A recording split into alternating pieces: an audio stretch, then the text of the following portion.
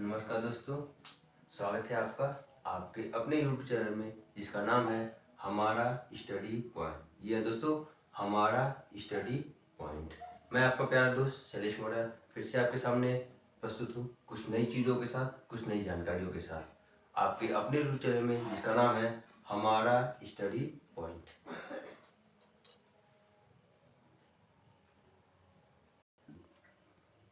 तो जी हाँ दोस्तों, क्लास 10th का बहुत ही इंपॉर्टेंट चैप्टर है जिसका नाम है कार्बन एंड इट्स कंपाउंड। इसके बारे में आज हम लोग पढ़ेंगे। थोड़ा सा इन्फॉर्मेशन मैं आपको दूंगा कार्बन के बारे में और फिर बाद में आपको डिटेल में पढ़ाऊंगा कि कौन कौन से कंपाउंड्स आपके कार्बन फॉर्म करते हैं और कैसे कंपाउंड्स का फॉर्मेशन करता है। तो ये सारी चीज़ें हम इस वीडियो में पढ़ेंगे। तो सबसे पहले दोस्तों हम लोग जानते हैं कि आपका कार्बन होता क्या है। ठीक है, तो कार्बन आपका क्या है दोस्तों? एक एलिमेंट है। कार्बन क्या है? एलिमेंट है। और एलिमेंट में भी कैसा एलिमेंट है दोस्तों? ये नॉन मेटल है। आपका कैसा है? नॉन मेटल है। इसका एटॉमिक नंबर दोस्तों कितना होता है? 6 होता है। और इसका सिंबल क्या होता है? C। तो इसको हम ऐसे रिप्रेजेंट करते हैं C612।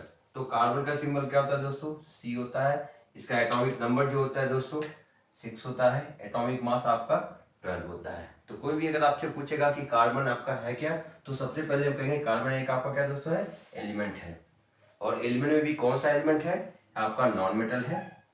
जिसका एटॉमिक नंबर कितना होता है दोस्तों? 6 होता है। एटॉमिक मास आपका क्या होता है दोस्तों? 12 होता है। तो अगर इसकी इलेक्ट्रॉनिक कॉन्फ़िगरेशन करेंगे 2 और 4, तो इसका दोस्तों अगर हम लोग लोकेशन जानना चाहे पीरियोडिक टेबल में, तो आपका कहाँ ये लाई करेगा दोस्तों? सेकेंड पीरियड और 14 ग्रुप। जी हाँ दोस्तों, सेकेंड पीरियड और 14 ग्रुप में आपका कार्बन क्या करेगा? लाई करेगा। तो ये है थोड़ी सी इंफॉर्मेशन आपके कार्बन के बारे में। तो जैसा कि दोस्तों मैंने आपको बताया कि कार्बन का एटॉमिक नंबर 6, एटॉमिक मास 12 होता है। तो इसका हम लोग परसेंटेज जानते हैं कि ये कितने अमाउंट में आपका प्रेजेंट है। तो ये आपका दो जगह दोस्तों एग्जिस्ट करेगा। एक तो आपका कहाँ एग्जिस्ट करेगा? एटमॉस्फेयर में। कहाँ एग्जिस्ट करेगा? एटमॉस्फेयर में।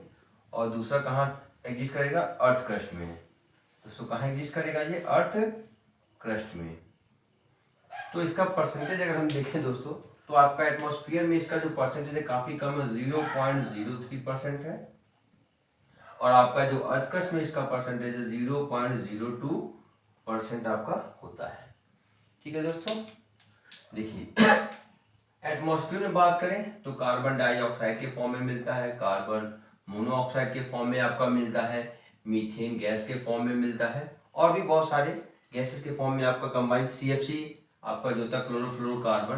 ठीक है, इसमें भी आपका ये कार्बन प्रेजेंट होता है। तो ये आपका एटमॉस्फेरिक गैसेस में आपका ये प्रेजेंट होता है। और इसका जो परसेंटेज है दोस्तों वो कितना है? 0.03%। और अगर हम बात करें अर्थ क्रस्ट में, तो अर्थ क्रस्ट में आपका दोस्तों ये कार्बोनेट के फॉर्म में मिलता है। कंपाउंड्स में जो आपका प्रेजेंट होता है बाइकार्बोनेट, कोल के फॉर्म में मिलता है, पेट्रोलियम के फॉर्म में भी मिलता है। और आपका जो नेचुरल गैसेस है उसमें भी आपका ये मिलता है दोस्तों। नेचुरल गैसेस है इसमें भी आपका मिलता है। तो ये आपको मैंने दोस्तों बेसिक परसेंटेज बता दिया कि आपके कार्बन का कितना परसेंटेज है। तो दोस्तों ये परसेंटेज तो कार्बन का बहुत ही कम है अगर कंपेयर किया जाए अदर गैसेस के कंपेरिजन में, बट इसका जो इंपॉर्टेंस है वो बहुत ज्यादा है as compare to other elements. ठीक है दोस्तों, तो जैसा कि दोस्तों बात करें, ये आपके कार्बन का डिटेल है। कार्बन C612 आपका होता है। इसका एक आइसोटोप्स भी दोस्तों होता है C614। ये क्या दोस्तों है? ये कार्बन का आइसोटोप्स होता है। इसका भी बहुत ज्यादा यूज होता है। इसको हम कार्बन डेटिंग में यूज करते हैं। किसमें दोस्तों यूज करते हैं? कार्बन डेटिंग में। अभी दोस्तों कार्बन डेटिंग क्या होती है? तो जो आपके फॉसिल फ्यूल्स वगैरह होते हैं इनकी जो लाइफ, तो जी हाँ दोस्तों, कार्बन डेटिंग जो है एक आपका मेथड होता है जिससे हम फॉसिल फ्यूल्स वगैरह हैं उसकी एज को डिटेक्ट करते हैं कि वो आपका कितना पुराना है। तो उसमें C614 आपका कार्बन क्या होता है दोस्तों? यूज होता है। तो ये तो आपकी बेसिक इंफॉर्मेशन है कार्बन के बारे में। अब दोस्तों अगर हम बात करते हैं इसकी इलेक्ट्रॉनिक कॉन्फ़िगरेशन की, तो 2 और 4 इसकी 2 और 4 दोस्तों इलेक्ट्रॉनिक कॉन्फ़िगरेशन है। इसके बेसिस पे अगर हम इसकी वैलेंसी को निकालें तो कार्बन की वैलेंसी कितनी इसके आटोमोस्ट शेल में? 4 इलेक्ट्रॉन है। तो अगर वैलेंसी को हम डिटेक्ट करना चाहें तो इसकी वैलेंसी दोस्तों आती कितनी है? 4 आप सिंपली 4 भी ले सकते हैं, या 8 से सब्ट्रैक्ट करके भी आप 4 कंसीडर कर सकते हैं। ठीक है दोस्तों, आपको मैंने बताया कि कार्बन की वैलेंसी कितनी होती है, 4 होती है। जी हाँ दोस्तों, वैलेंसी क्या होती है, किसी भी एलिमेंट की जो कंबाइनिंग कैपेसिटी होती है, कंबाइनिंग एबिलिटी होती है, उसी को हम क्या दोस्तों बोलते हैं, वैलेंसी। की कोई भी एक एलिमेंट आपका कितने मैक्सिमम बॉन्ड का वो फॉर्मेशन कर सकता है अपनी स्टेबिलिटी को ऑब्टेन करने के लिए। और इस वैलेंसी को ऑब्टेन करने के दोस्तों 3 तरीके होते हैं। कितने तरीके दोस्तों होते हैं, 3 तरीके होते हैं। कौन कौन से, इस वैलेंसी को ऑब्टेन करने के लिए कोई भी एलिमेंट इलेक्ट्रॉन को क्या कर सकता है, लॉस कर सकता है, किसका, इलेक्ट्रॉन का। नेक्स्ट क्या है दोस्तों, तो जैसा दोस्तों वैलेंसी को फुलफिल करने के 3 तरीके होते हैं। कितने तरीके होते हैं, 3 तरीके होते हैं। कौन कौन से, देखिए दोस्तों, गेन ऑफ इलेक्ट्रॉन, क्या होता है, गेन ऑफ इलेक्ट्रॉन। कोई भी एलिमेंट इलेक्ट्रॉन को गेन करके अपनी वैलेंसी को क्या कर सकता है, कंप्लीट कर सकता है। नेक्स्ट आपका दोस्तों क्या है, लॉस ऑफ इलेक्ट्रॉन। कोई भी एलिमेंट इलेक्ट्रॉन को लूज करके अपनी वैलेंसी को कंप्लीट कर सकता है। और तीसरा जो पार्ट है दोस्तों क्या है, शेयर ऑफ इलेक्ट्रॉन। कौन सा है, शेयर ऑफ इलेक्ट्रॉन। तो दोस्तों यहाँ पे हम बात करेंगे, देखेंगे कि कार्बन इन तीनों में से कौन से पाथ को क्या करता है, फॉलो करता है। वो अपनी वैलेंसी को कंप्लीट करने के लिए क्या इलेक्ट्रॉन को लूज करता है, गेन करता है, या आपका शेयर करता है। इसको हम लोग यहाँ पे पढ़ेंगे। ठीक है दोस्तों, तो जैसा कि दोस्तों मैंने बताया 3 तरीके हैं कार्बन को अपनी वैलेंसी को कंप्लीट करने के लिए।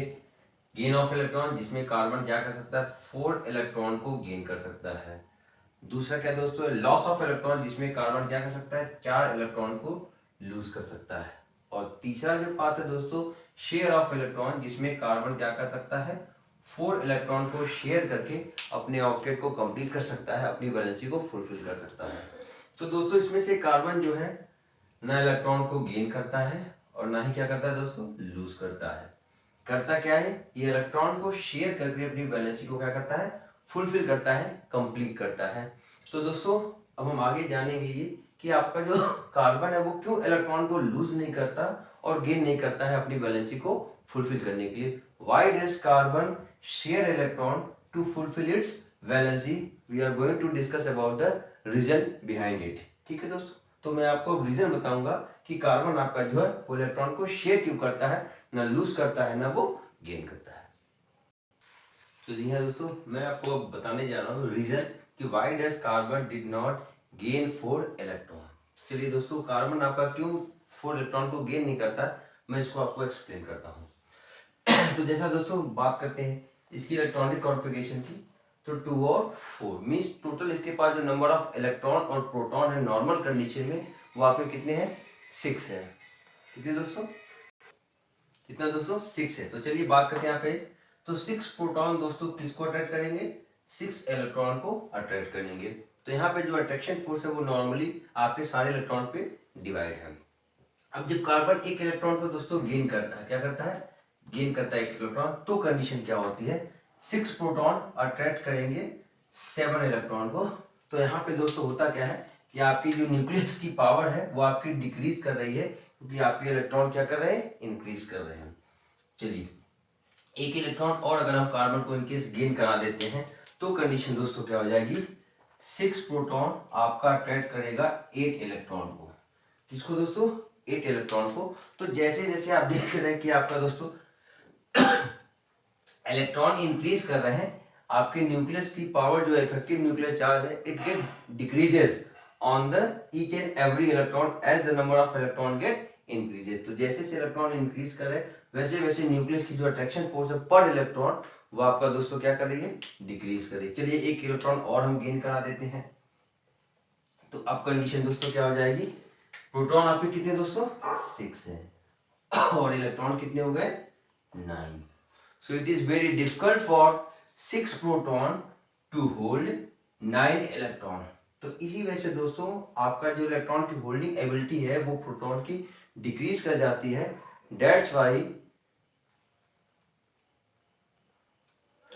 why the gain of 4 electron is not possible in the carbon, because it is very difficult for 6 proton to hold 10 electron.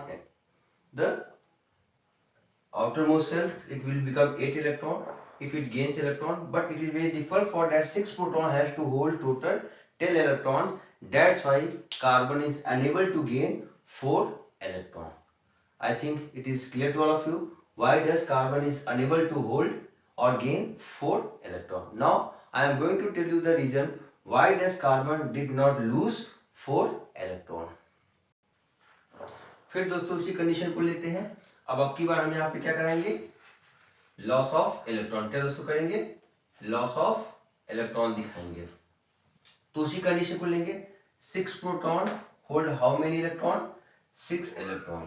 तो 6 प्रोटॉन 6 इलेक्ट्रॉन को आपके होल्ड कर रहे हैं. तो यहाँ पे अट्रैक्शन फोर्स जो न्यूक्लियस का है वो पर इलेक्ट्रॉन आपका नॉर्मल है. अब दोस्तों क्या करते हैं, एक इलेक्ट्रॉन को हम लूज कर देंगे. क्या करेंगे, एक इलेक्ट्रॉन को लूज करेंगे. तो जैसे ही हम इलेक्ट्रॉन को लूज करेंगे कंडीशन क्या हो जाएगी, 6 proton has to hold 5 electron. तो यहाँ पे दोस्तों हम देख रहे हैं कि जैसे ही हम एक इलेक्ट्रॉन को लूज करते हैं आपके जो न्यूक्लियस की अट्रैक्शन फोर्स है वो आपकी इंक्रीज कर जाती है. जो आपके रिमेनिंग इलेक्ट्रॉन है, मींस न्यूक्लियस की जो होल्डिंग पावर है, जो अट्रैक्शन पावर है वो और ज्यादा आपकी इंक्रीज कर जाएगी जो रिमेनिंग 5 इलेक्ट्रॉन है उन पे. चलिए दोस्तों एक इलेक्ट्रॉन को और हम लूज कराते हैं, फिर देखते हैं कंडीशन क्या होती है. तो जैसे कि एक इलेक्ट्रॉन आपने फर्दर लूज कराया, 6 proton has to hold 4 electron. अब यहाँ पे दोस्तों देखिए क्या कंडीशन हो गई कि 6 प्रोटॉन को होल्ड करना है क्या, 4 इलेक्ट्रॉन को. तो न्यूक्लियस की जो अट्रैक्शन फोर्स है पर इलेक्ट्रॉन वो आपका इंक्रीज कर जाएगा.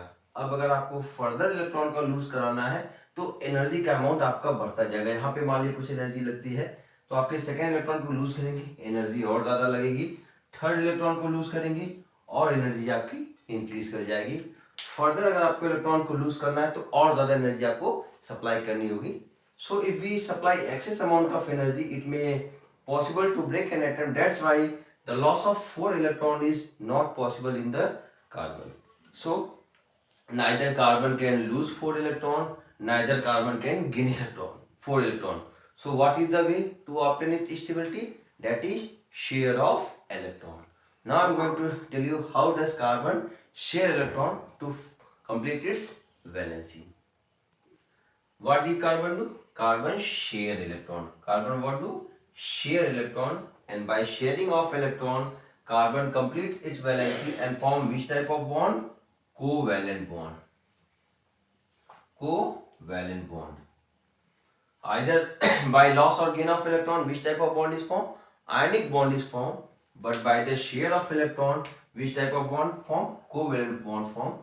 So carbon forms covalent bond by the sharing of electron, and its valency is 4. So it can ability to share its electron with other atoms, heteroatoms. It may be same or different. To complete its valency, and the bond which is formed by the sharing of electron is known as covalent bond. So carbon form which type of bond? Covalent bond to complete its valency.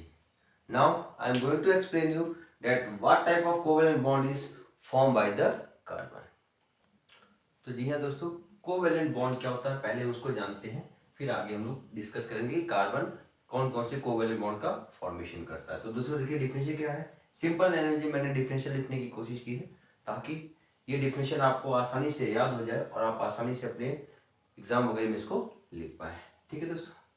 So the bond which is formed by mutual sharing of electrons, it may be one और more electron. तो एक ऐसा bond जो mutual sharing of electron से form होता है, और ये इलेक्ट्रॉन की शेयरिंग कहाँ होती है?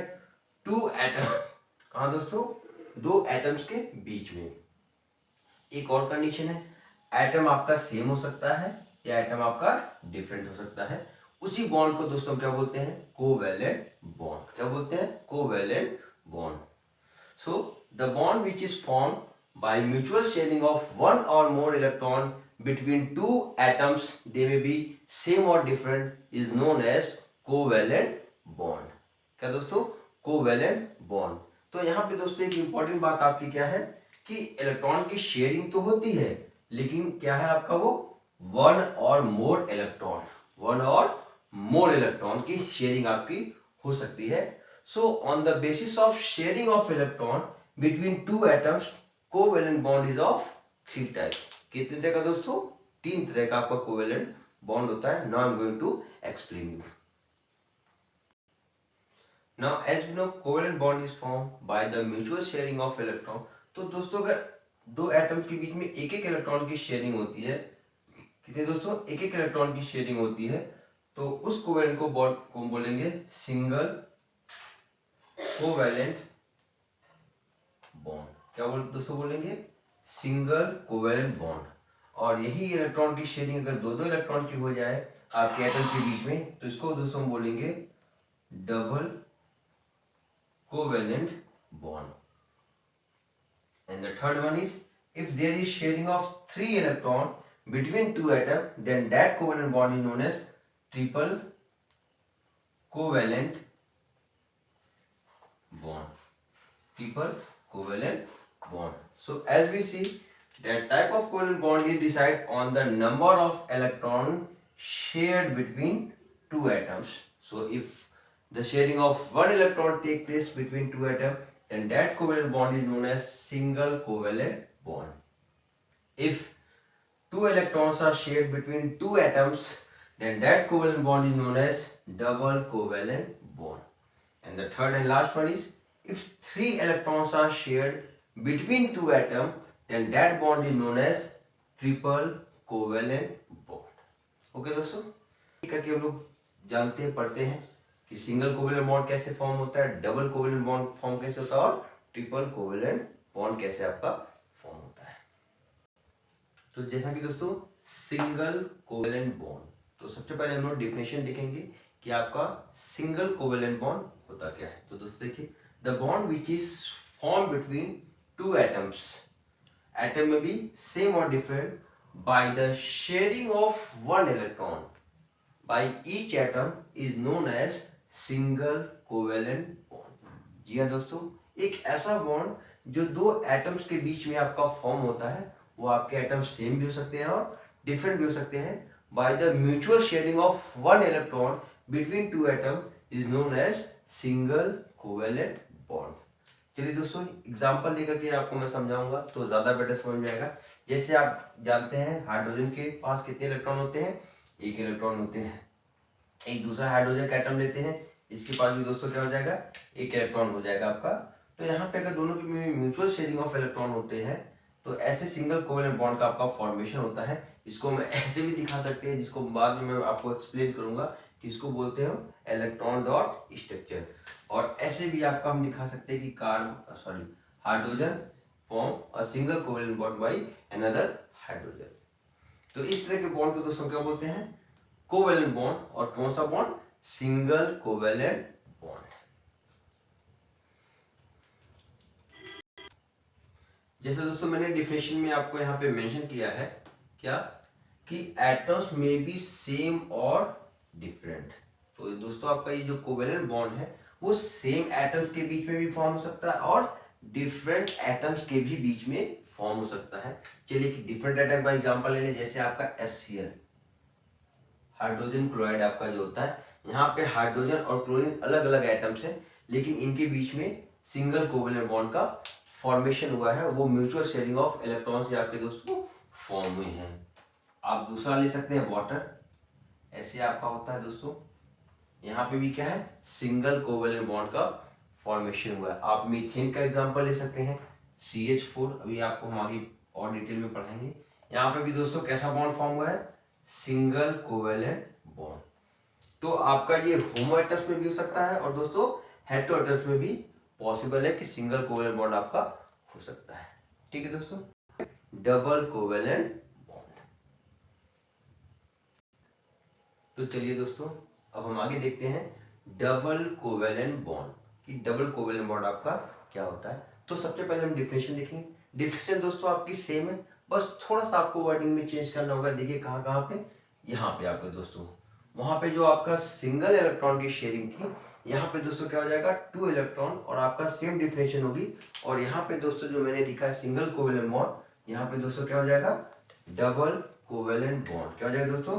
डबल कोवेलेंट बॉन्ड आपका हो जाएगा। ठीक है दोस्तों, तो चलिए डिफिनेशन देखिए क्या हो जाएगी दोस्तों।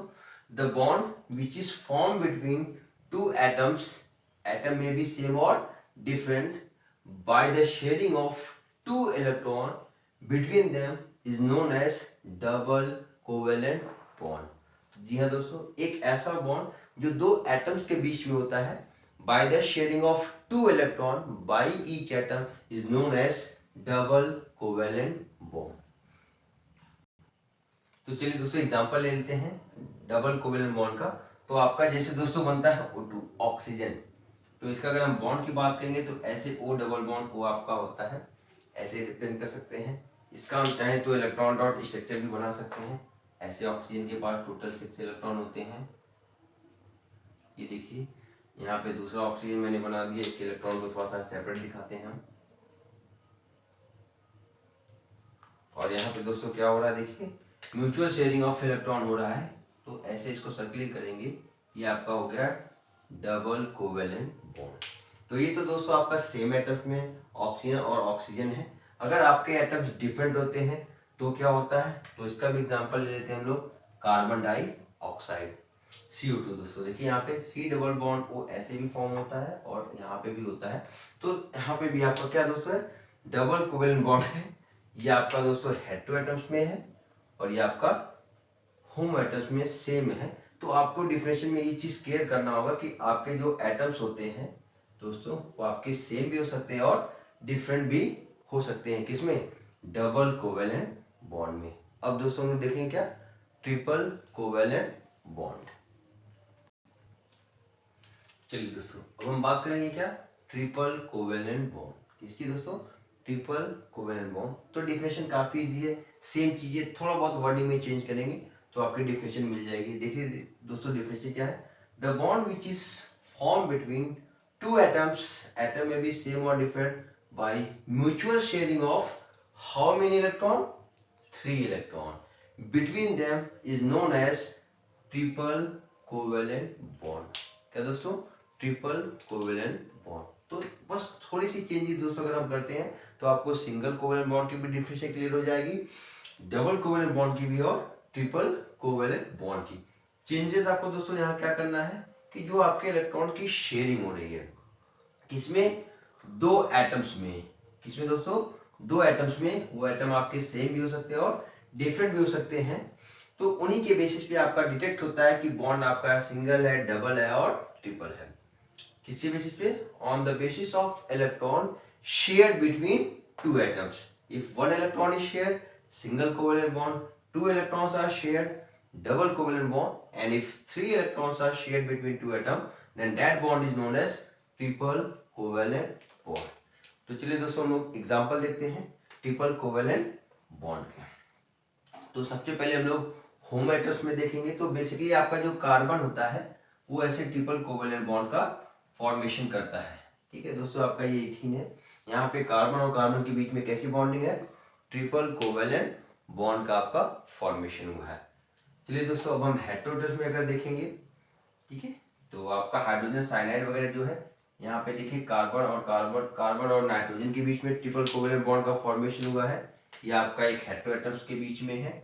अगर होमो एटम्स की बात करेंगे तो नाइट्रोजन में भी आपका होता है N2 जो आपका फॉर्म होता है नाइट्रोजन गैस, यहाँ पे भी दोस्तों क्या है, ट्रिपल कोवेलेंट बॉन्ड का ही फॉर्मेशन हुआ है। तो जैसा कि मैंने आपको यहाँ पे एक्सप्लेन कर दिया कि ये जो आपका ट्रिपल कोवेलेंट बॉन्ड है या सिंगल है या जो डबल कोवेलेंट बॉन्ड है वो आपका सेम एटम्स में भी हो सकता है और हेटेरो एटम्स में भी आपका पॉसिबल है कि वो हो सकता है। ठीक है दोस्तों, तो इस तरह से हम लोगों ने टाइप्स ऑफ कोवेलेंट बॉन्ड को कंप्लीट कर लिया है। अब हम दोस्तों अगले वीडियो में बात करेंगे कार्बन की कुछ और प्रॉपर्टीज में, जिसमें आपका जो कार्बन है ये कैसे कोवेलेंट बॉन्ड का फॉर्मेशन करता है, सिंगल बॉन्ड बनाता है, आपका डबल बॉन्ड बनाता है या ट्रिपल बॉन्ड बनाता है, उसको हम लोग ब्रीफली पढ़ेंगे, डिटेल में पढ़ेंगे।